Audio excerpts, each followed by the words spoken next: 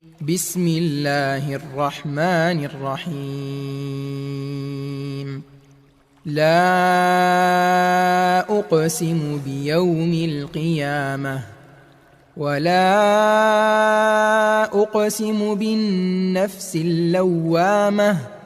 أيحسب الإنسان أن لن نجمع عظامه بلى قادرين على أن نسوي بنانه.